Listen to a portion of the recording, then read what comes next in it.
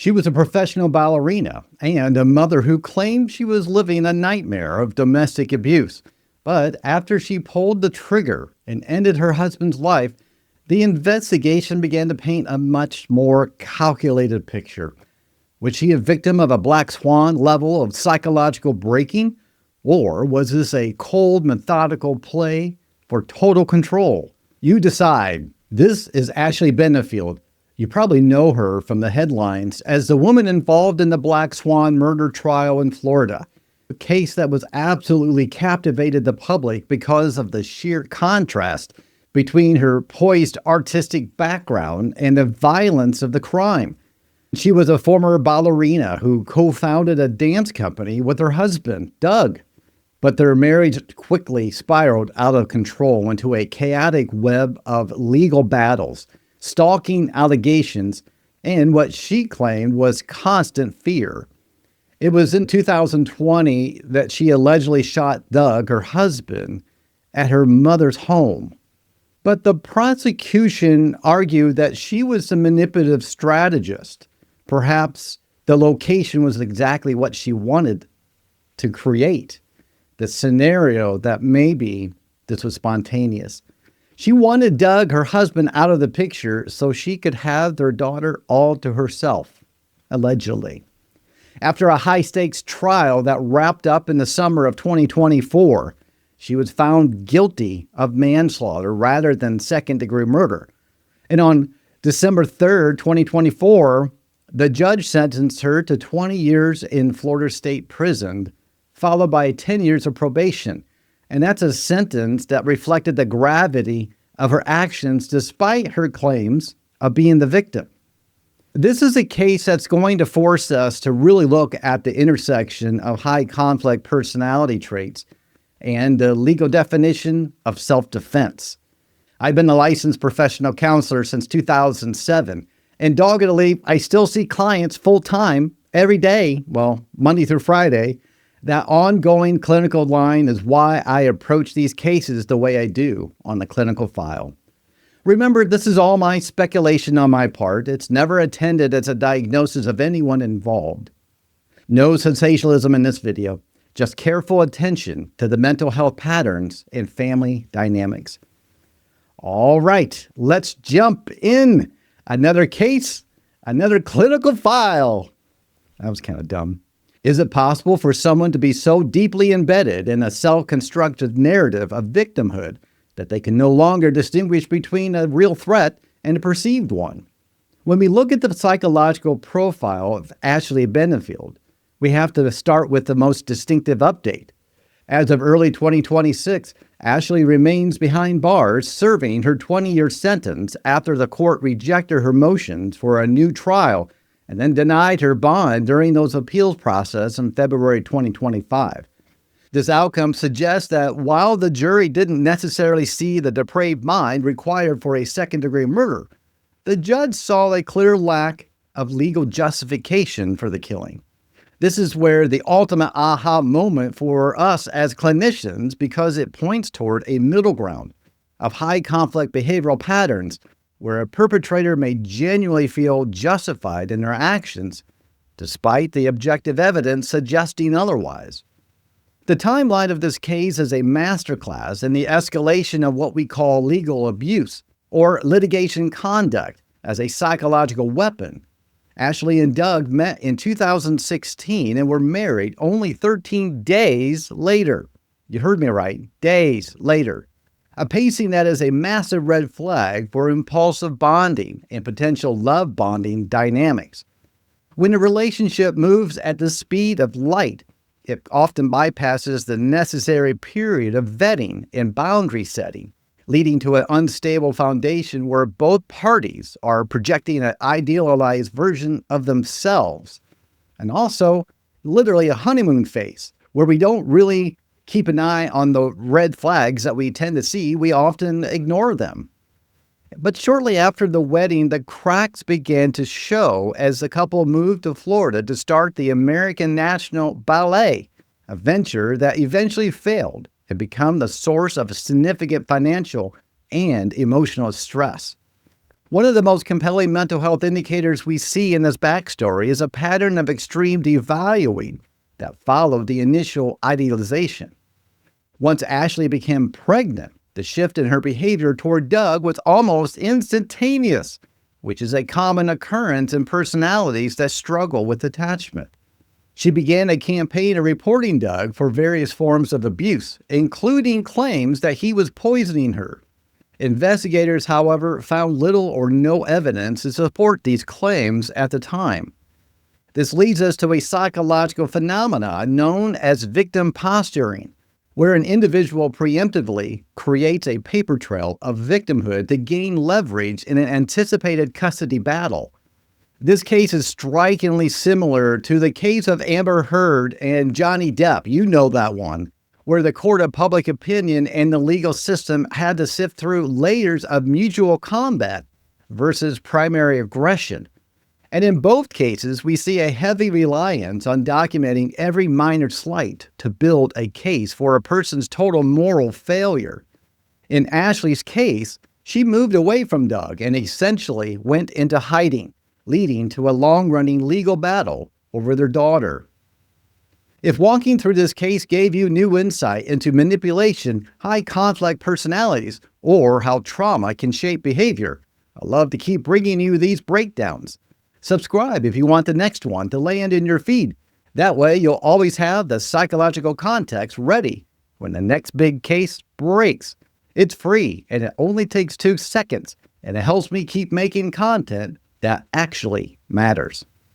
The psychological indicator here that really stands out is the concept of maternal gatekeeping taken to a lethal extreme.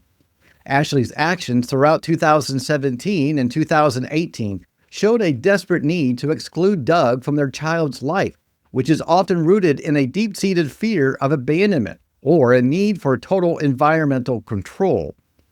On September 27, 2020, Doug arrived at Ashley's mother's house to help her pack for a move to Maryland, a move they were supposedly making to reconcile. But within minutes, Ashley shot him twice, once in the leg and once in the arm, with the second bullet traveling to his chest.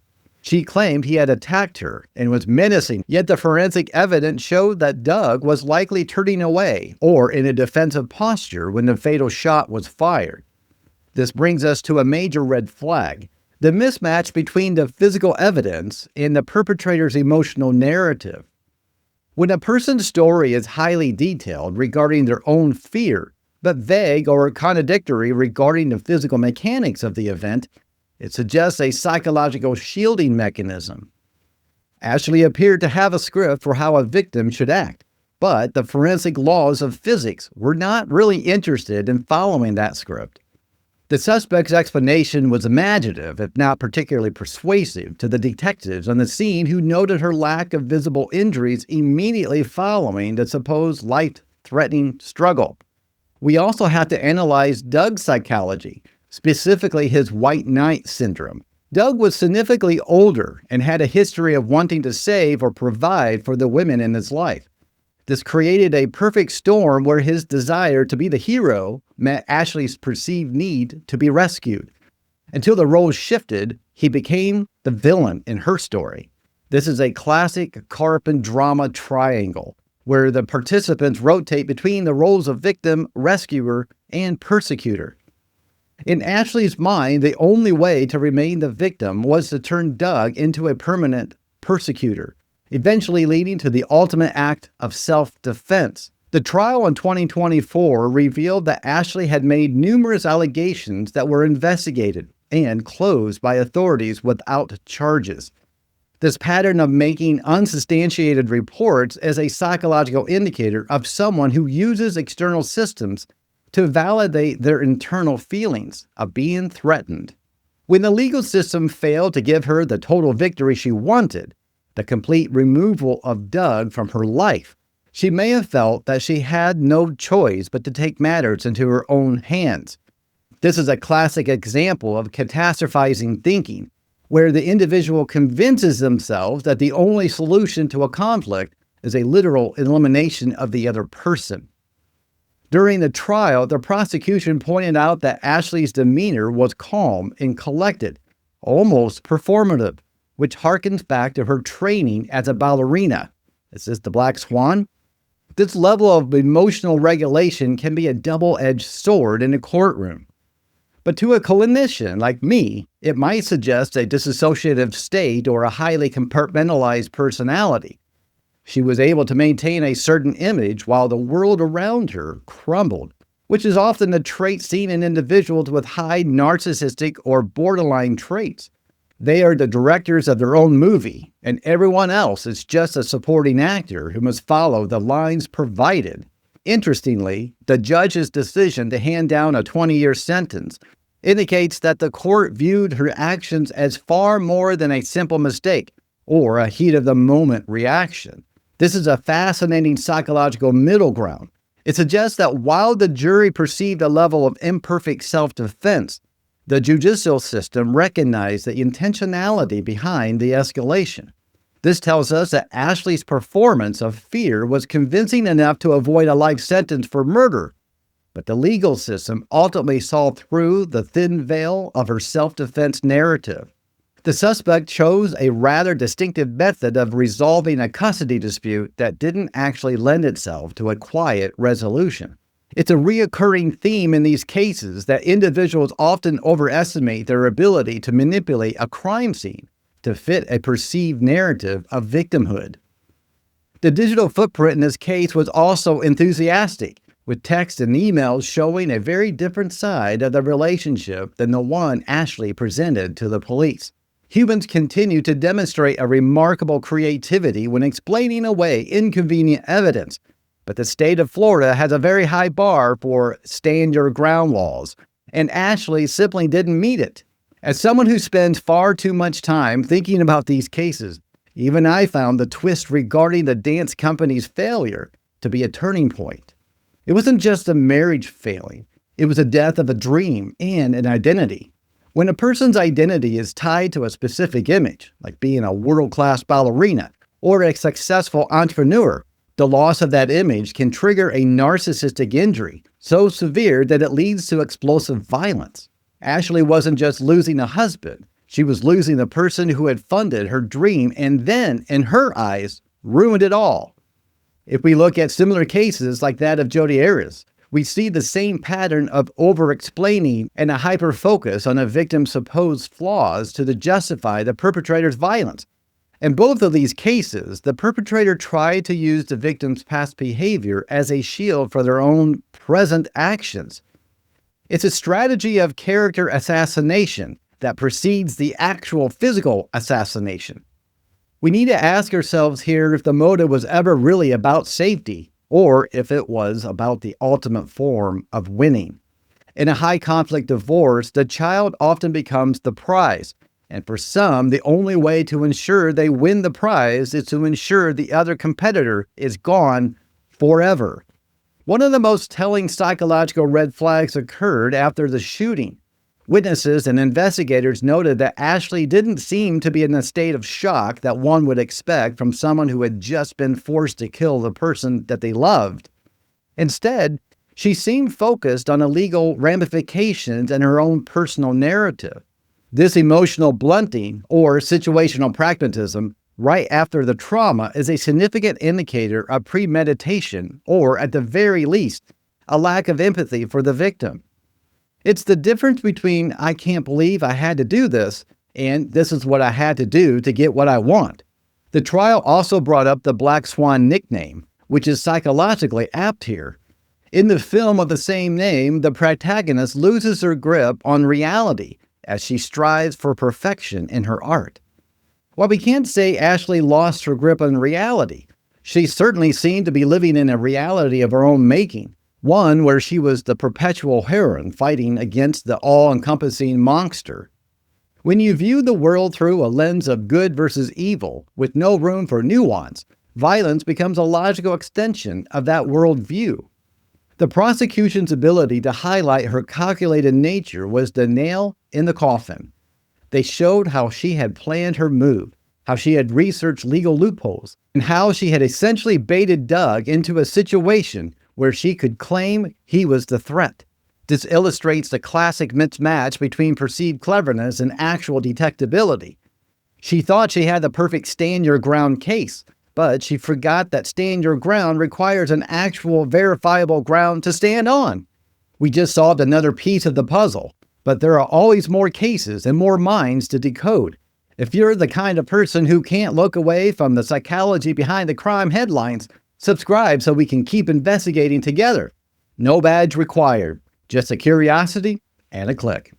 All right, this case really resembles the cases I talked about, whether it was the Amber Heard and Johnny Depp or the Jodi Arias case. This was really a case that resembles in so many different ways, where the victim tries to portray the actual victim as the villain. And that is a classic move here.